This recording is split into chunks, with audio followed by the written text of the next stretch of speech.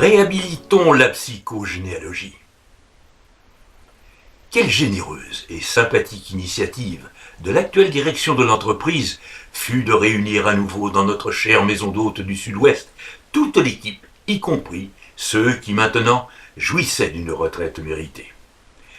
Ce fut à cette occasion que je recueillis cet échange de propos que je n'ai pas jugé inopportun de vous relater. Figurez-vous, nous dit Jacques Triplet en se resservant une portion incongrue, l'inverse de la portion congrue, du ragoût de septe concocté par la mamie, que j'ai subtilisé à ma femme l'un des ouvrages tendance dont elle se doit de ne rien ignorer. Comme vous le savez, poursuivit-il, elle œuvre activement dans l'un de ces comités de lecture, dont la mission consiste à sélectionner les ouvrages les plus marquants de la littérature actuelle. Les chefs-d'œuvre des lauréats de cette analyse sans complaisance sont alors conseillés aux fidèles habitués de notre bibliothèque municipale. J'en ai entrepris la lecture dans l'avion qui m'acheminait près de vous, dans ce temple de la gastronomie landaise. Je dois bien avouer que d'emblée, je fus un peu désorienté par les révélations que la brave dame, auteure de l'ouvrage, commençait à m'asséner sans le moindre ménagement. Je résolus donc de remettre à plus tard la poursuite de ma lecture dans un lieu plus propice à une nécessaire concentration. C'est ainsi qu'hier soir, dans la quiétude de la douillette chambre mise à ma disposition par nos sympathiques hôtes, je pus recevoir le message, que dis-je, la révélation dont vous me voyez encore tout retourné. Bon, s'écria Jérôme en remplissant nos gobelets de cristal avec le contenu d'une troisième bouteille de Madiran. À l'attention de quelques éventuels béotiens, précisons que le Madiran est un produit vinicole réputé du Sud-Ouest idéal pour aider au transit des roboratifs chefs-d'œuvre culinaires de la mamie. Bon, s'écria donc Jérôme Volica, allons-nous enfin savoir de quoi il est question. Il faut vous dire que Gégé, comme le nommaient entre eux les jeunes ingénieurs de son équipe, était plus à l'aise dans la résolution d'équations complexes que dans les laborieuses triturations intellectuelles. D'aucuns le décrivaient même hardiment comme brut de fonderie. Stoppé ainsi dans des digressions qu'il aurait souhaité, à son habitude, développer plus abondamment, Jack lâcha le morceau comme à regret. « Eh bien, mes amis, hier soir, j'ai accompli mes premiers pas dans l'aride chemin de la psychogénéalogie. » Ces propos nous rassénérèrent un peu, car, sans bien en saisir le sens exact, ce néologisme puisait sans conteste son étymologie dans de rassurantes racines grecques ou latines. Il nous surprenait cependant, car Jack était en effet d'ordinaire affecté d'un léger travers qui l'incitait à employer à tout propos des expressions anglo-saxonnes pour désigner des entités parfaitement décrites dans des dictionnaires franco-français. C'est ainsi que l'avion, enfin, je veux dire le jet de Jack, ne se posait exclusivement que sur un tarmac, à l'exclusion de toute vulgaire zone d'atterrissage d'un airport. L'ouvrage essentiel dont il amorçait ainsi la lecture s'intitulait « Aïe, mes aïeux !» et constituait le credo d'une brave dame dont il n'a pas retenu le nom. Après en avoir parcouru quelques pages, tout d'abord avec étonnement, puis bientôt avec perplexité, il se reporta à la présentation succincte imprimée sur la couverture. Il y découvrit que l'auteur livrait à tout un chacun, et ce, pour une somme modique, les secrets d'une thérapie transgénérationnelle psychogénéalogique contextuelle.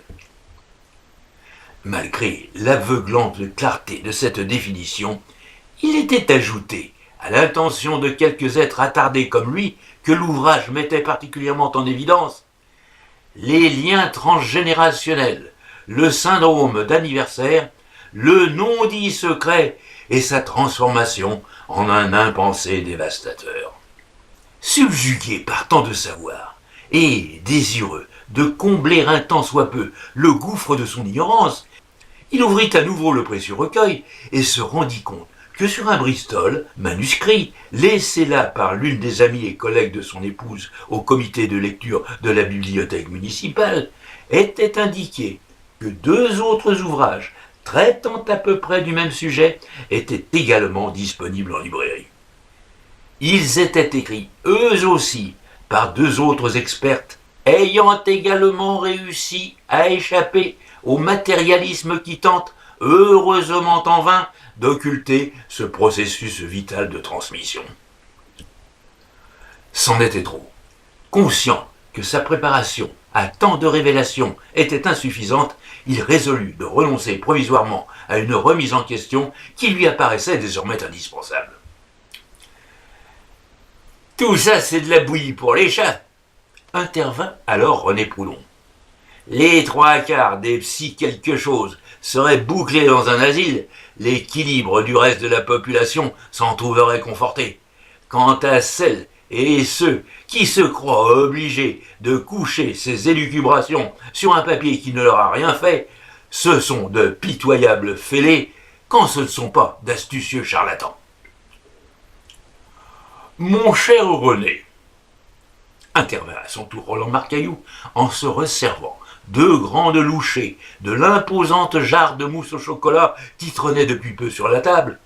« Vous êtes, comme à l'accoutumée, ce me semble, un peu excessif dans vos propos, et votre misogynie primaire ne vous honore pas. » Cette dernière phrase ne devient claire que si j'avoue qu'en tant que narrateur, j'avais volontairement censuré dans le paragraphe précédent des épithètes aussi malvenues que « pétasse » et autres expressions désobligeantes à connotation sexuelle dont le sieur Proudhon émaille volontiers ses diatribes.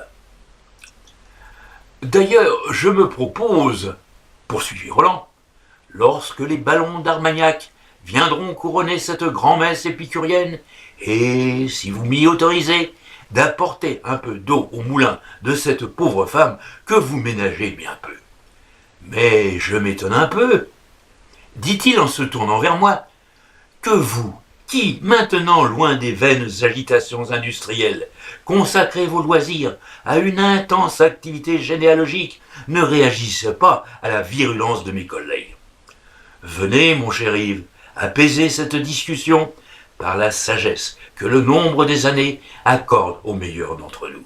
Éclairez-nous à la lumière de votre nouveau savoir, qui doit immanquablement vous nommer.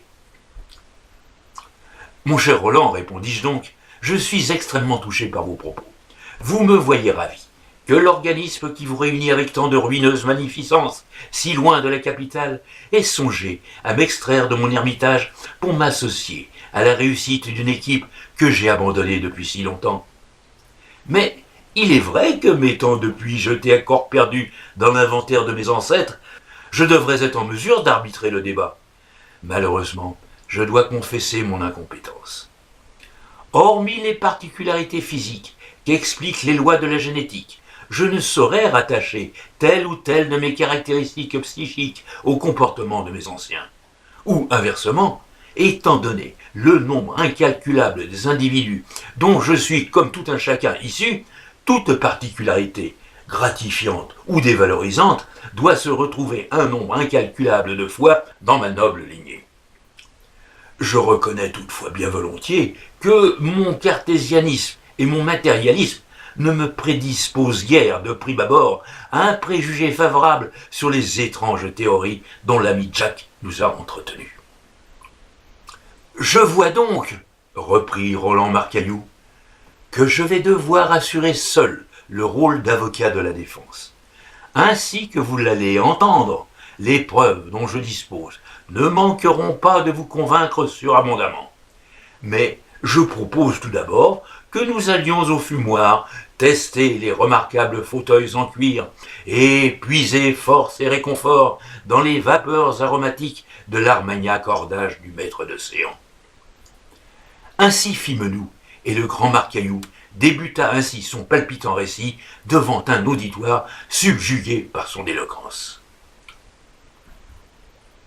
En cette année 1380, le comte Gaston Phébus régnait sur la bonne ville de Foix, et, sur toute la région, s'étendant au sud jusqu'au sommet pyrénéen.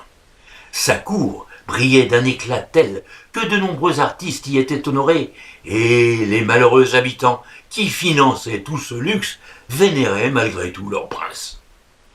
Gaston Phébus, ou plutôt Phébus F-E-B-U-S, comme l'attestaient nombre de documents signés de sa main, s'était distingué dans sa jeunesse par une participation active à la chasse aux païens en Germanie aux côtés des chevaliers teutoniques. Cette activité, fortement encouragée par la papauté, s'avéra in fine une entreprise d'extermination des peuplades d'origine slave vivant au nord-ouest de la Pologne et leur remplacement par des éléments germaniques. La férocité implacable des chevaliers assura la domination teutonne et la gloire du Seigneur sur d'immenses territoires. Mais ceci est une autre histoire, comme disait le regretté Kipling. Plus tard, en 1358, il prêta main forte au roi de France pour réprimer la révolte des Jacques, qui refusaient sottement de crever de faim. Cette jacquerie faillit bien faire vaciller le pouvoir royal. C'est à cette occasion qu'en remerciement, le roi lui promit avant de mourir la lieutenance générale du Languedoc. Disons cependant, pour parachever cette biographie éclair, que l'édifiante image du preux chevalier que l'histoire nous a transmise doit, à mon sens, être fortement corrigée si l'on se souvient qu'il tua de sa propre main son beau-frère et son fils unique, et que la débauche perpétuelle dans laquelle il se vautra ternit les différents portraits que la postérité a complaisamment retenus. Parfois violent et colérique, il savait aussi se montrer charmeur. Il nous a laissé entre autres un magnifique traité de vénerie, ainsi que des poèmes. Les Béarnais et d'autres languedociens, pour lesquels le célèbre « Secanto que canto » est une sorte d'hymne national, savent-ils qu'il fut composé par Gaston Phébus ? Toujours est-il que Charles VI, ne respectant pas la promesse faite par son père à Gaston, confia la charge de lieutenant général au duc de Berry.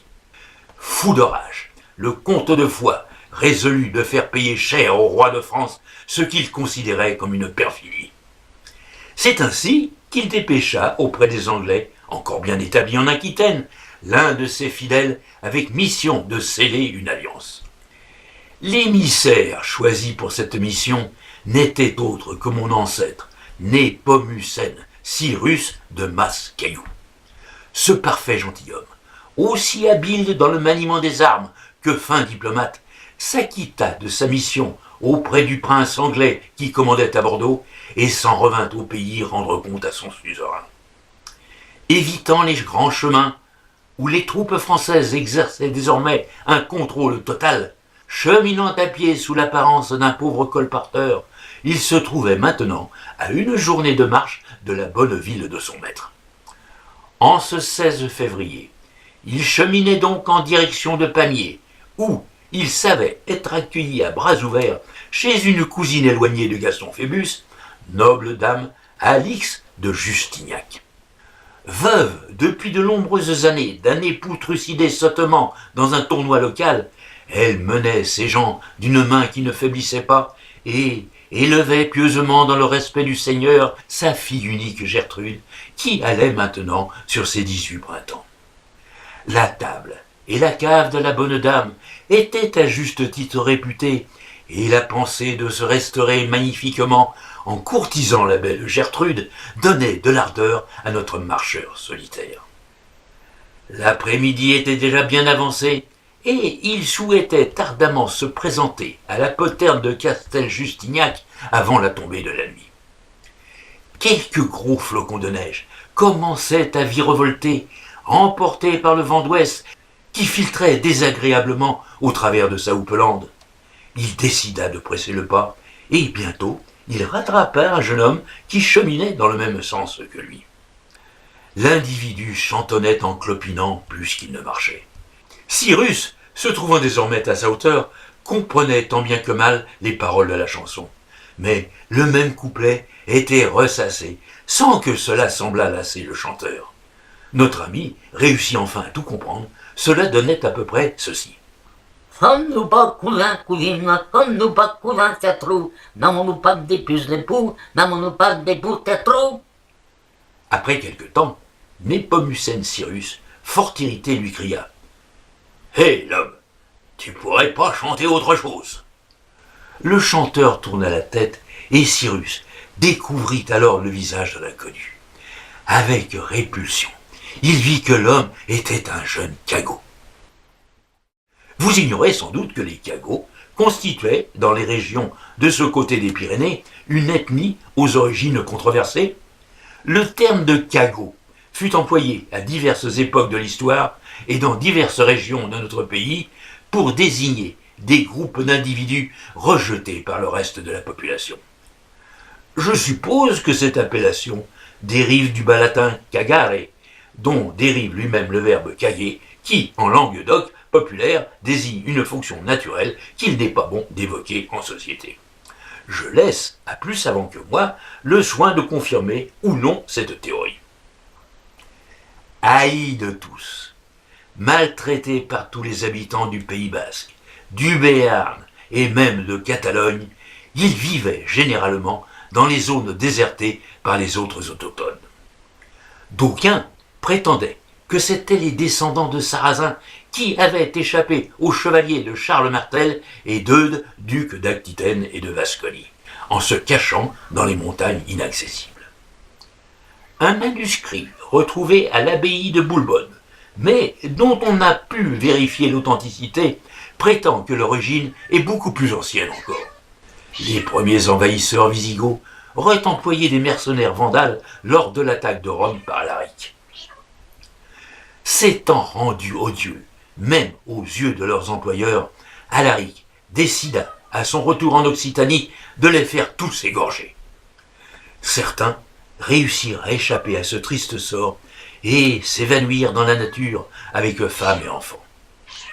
Une tradition, encore respectée au XIVe siècle, voulait que les villageois, lorsqu'ils réussissaient à s'emparer de l'un de ces malheureux, lui coupent le bout du nez en punition des exactions, vols et chapardages dont les cagots étaient, sinon coutumiers, du moins fort suspectés. Il était également bien connu de tous que les cagots portaient malheur. Le chanteur avait de toute évidence subi cette mutilation qui, surajoutée à un œil tort et la claudication précédemment évoquée, lui conférait un aspect des plus inquiétants. Cyrus de Mascaillou, familier de la cour de Gaston Phébus, où la connaissance et les belles lettres étaient à l'honneur, avait des idées avancées pour son époque. Aussi, nullement effrayé par l'aspect monstrueux du jeune cagot, il en éprouva plutôt de la compassion et tenta même d'amorcer un début de conversation. Il y renonça rapidement, car il lui apparut bien vite que l'intellect du jeune monstre se trouvait en parfaite harmonie avec son aspect physique. Entre-temps, la neige entreprit de tomber d'abondance, et l'émissaire du comte comprit qu'il lui faudrait ce soir renoncer à l'intéressante conversation de la douce Gertrude. Depuis bien longtemps, aucune habitation, même la plus humble cabane de berger ou de charbonnier, ne venait égayer la rude nature. « Dis-moi, mon garçon, saurais-tu m'indiquer un endroit où je pourrais me restaurer et me reposer ?» demanda notre noble ami. « Oh, sûr, mon bon monsieur, » répondit le gnome. « À la prochaine croisée des chemins, prenez à la dextre et dans le bois de sapin, et à moins d'une lieue, vous trouverez la maison de la Ma. Elle a toujours un chaudron de soupe grasse dans l'âtre et vous donnera aussi à coucher si vous pouvez payer. » Cyrus prit congé de son compagnon de route en le remerciant de ses bons offices et lui donna 2 pistoles toulousaines pour sa peine.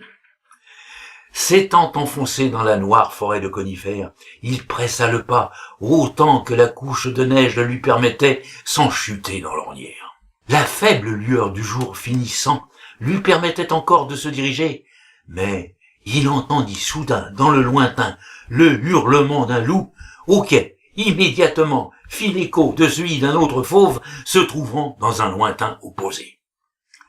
Afin de préserver son incognito, Népomucène était parti sans sa fidèle épée en acier de Tolède, et sa seule défense consistait en un solide bâton de châtaignier. Inutile dans ces conditions penser tenir tête à une meute assoiffée de carnage. C'est à cet instant qu'entre les arbres, il repéra avec soulagement une faible lueur, ainsi qu'un mince panache de fumée qui s'échappait de la cheminée d'une construction en pierre. La maison se trouvait entourée entièrement d'une solide palissade en gros rondins de sapin et une porte également en rondins, ce qui en rendait l'accès impossible aux bêtes sauvages. La hauteur de l'ensemble dépassait la taille d'un homme normal. Au-dessus de la porte, une cloche de vache en bronze permettait d'avertir les propriétaires d'une présence en dehors de l'enceinte. Cyrus l'agita frénétiquement jusqu'à ce qu'une voix demande de l'autre côté. « Qui va là ?»« C'est un voyageur qui voudrait manger et gîter. »« Est-ce qu'il a des sous ?»« Oui, je peux vous payer. »« Bon, je lui ouvre. » Les deux madriers, qui condamnaient intérieurement l'ouverture, glissèrent en grinçant et la porte s'ouvrit. Une vieille femme déguenillée, la tête emmitouflée d'un méchant fichu et tenant une faucille dans la main droite, demanda « Faites voir vos sous !» De Mascaillou montra sa bourse en peau de chèvre qui contenait fortes pistoles et sequins. « Entrez, monseigneur !» dit alors la vieille édentée avec un sourire obséquieux. « Entrez vous chauffer et vous régaler d'une écuelle de soupe et d'un gros morceau de lard. » Ils entrèrent tous deux dans la pièce commune, éclairée chichement à la fois par une lampe à huile et par les bûches crépitant dans la cheminée. Sur un banc dans l'âtre, un homme se chauffait et marmonnait dans une langue que Cyrus ne comprenait pas. Un regain de flamme éclaira soudain le visage de l'inconnu et Cyrus retint de justesse une exclamation de surprise. Il venait de découvrir qu'à l'instar de son compagnon de route, l'homme avait lui aussi le nez coupé, mais il était visiblement plus âgé et paraissait de haute stature. C'était aussi un cagot. « Voici votre soupe, mon bon monsieur. Si vous en voulez encore, mon garçon vous en remettra dans votre écuelle. Si vous le voulez aussi, il vous fera griller des châtaignes pour manger à votre lard. N'est-ce pas, le Glaude, que tu donneras des châtaignes à monseigneur ?»« Hochma » approuva le Glaude, Claude en patois local. « Et redonne aussi du vin, monseigneur, celui qui est dans la cruche verte, ce sera bon avec les châtaignes. »« La cruche verte, ha ha, Hochma » le répéta l'homme en se levant. Le dit monseigneur constata alors que l'individu était infirme et ne se déplaçait que péniblement en s'aidant d'une sorte de béquille. Décidément, ces cagots étaient-ils tous estropiés? Malgré l'euphorie engendrée par les 2 écuelles de soupe brûlante et le lard, le ton rigolard et sournois de la réponse du Glaude inquiéta un tant soit peu le brave Népomucène. Il résolut de rester vigilant, car un mauvais pressentiment commençait à le tarabuster. Il mangea quelques châtaignes et, ayant trouvé un goût bizarre au breuvage issu du cruchon vert, il le répandit discrètement sous la table sur le sol de terre battue. « Oh là, l'hôtesse !» s'écria-t-il enfin. « Je voudrais bien dormir, séant. »« Certes, monseigneur, » marmonna la vieille, « vous dormirez dans la pièce à côté, sur de la bonne paille toute propre. Venez, c'est par ici. » Le local, réservé aux hôtes de passage, était contigu à la pièce commune et séparé de celle-ci par une cloison en planche. Dans l'un des coins, on avait étalé quelques bottes de paille qui assuraient un certain confort. À l'autre extrémité, 6 chèvres, un bouc et un âne cohabitaient paisiblement et assuraient par leurs émanations une climatisation toute relative du local. Une porte de planche donnait sur l'extérieur et tentait sans grande efficacité de faire barrage au vent coulis. Cyrus, taraudé par une angoisse qu'il parvint toutefois à dissimuler, assura que les dispositions prises lui convenaient parfaitement. Il remercia la vieille de ses bons offices et lui assura avec force bâillement que sa grande fatigue ne tarderait pas à le plonger dans un profond sommeil. Resté seul, notre ami fit au contraire de grands efforts pour rester réveillé et, se levant sans bruit, surveilla au travers des planches disjointes de la cloison les agissements des individus dont les intentions lui semblaient maintenant des plus inamicales. Après un laps de temps assez long, il entendit l'horrible vieille demander à son fils. « L'as-tu bu ?»« Sûrement, l'as tout bu. » « Bien, le gloute, affûte un peu la serpette et va te coucher. Je le découperai toute seule, car il y a longtemps que j'ai pas rigolé. »« Hawkman » approuva le monstre. L'émissaire du glorieux garçon Phébus comprit que seul un rapide repli stratégique pourrait le maintenir dans un monde des vivants dont il pensait n'avoir pas encore épuisé tous les charmes. En catimini, il se dirigea donc vers la porte et réussit à l'ouvrir sans bruit.